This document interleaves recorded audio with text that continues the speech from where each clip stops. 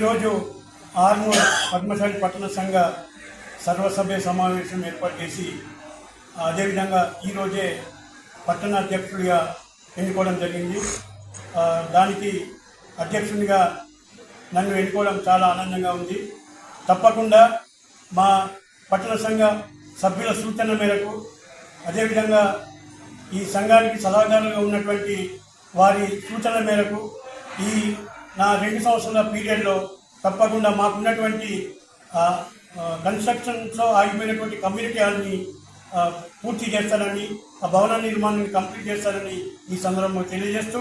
పట్టణ పద్మశాలీల సంక్షేమం కోసం మా కార్యవర్గం ఎల్లప్పుడూ పాటుపడుతుందని, అదేవిధంగా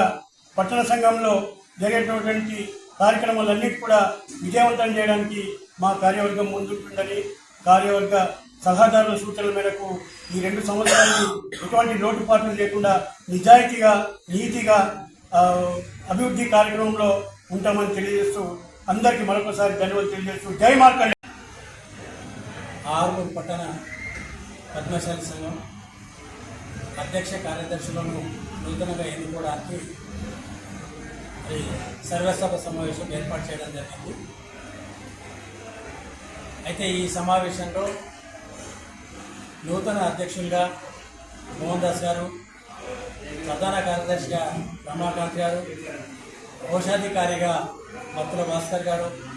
అలాగే ఆర్మూర్ సర్వ సమాజ ప్రతినిధిగా కుక్కుల విద్యాసాగర్ గారు అందరి హాజరైన సభ్యులందరి ఆమోదంతో ఏకగ్రీవంగా ఎన్నుకోవడం జరిగింది. సభ్యులందరినీ కూడా చిరకాల కోరిక ఆర్మూర్ పట్టణంలో సుమారు 1200 ఇండ్లు ఉండి పద్మశాలి 6,000 నుంచి 7,000 లోపల ఓట్లు ఉండి కూడా మరి అభివృద్ధి కొంచెం పుట్టుపడిందని చెప్పేసి ఈరోజు అభివృద్ధిలో మేము ముందుంటామని చెప్పేసి మోహన్ దాస్ గారు ముందరికి రావడం, దానికి కూడా మేమందరం కూడా సలహాదారులం కానీ పద్మశాలి కుల పెద్దలం కానీ అందరం కూడా సహకారం అందిస్తామని చెప్పేసి చెప్పడం వల్ల మోహన్ దాస్ గారు ముందరికి వచ్చి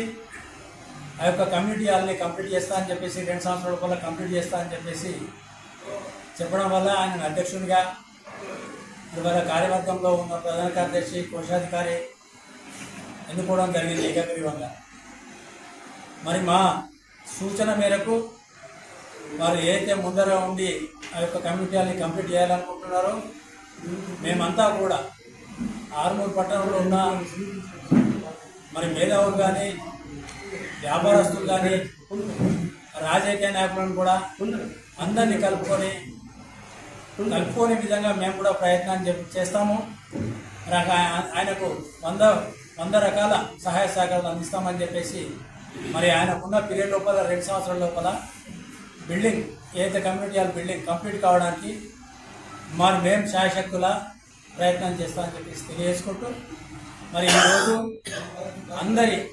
అభిప్రాయం మేరకు ఎలక్షన్లు సక్రమంగా జరిగినాయని చెప్పేసి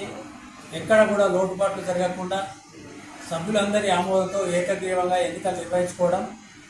మరి ఆర్మూర్ పట్టణంలోని హాజరైన సభ్యులందరికీ కూడా ధన్యవాదాలు చేస్తూ మరి మాకు ఏదైతే అవకాశం ఇచ్చారో ఎలక్షన్ అధికారులుగా మరి మేము కూడా సక్రమంగా నిర్వహించినామని చెప్పేసి అనుకుంటున్నాము. మరి అందరూ కూడా ఆమోదం తెలిపారు.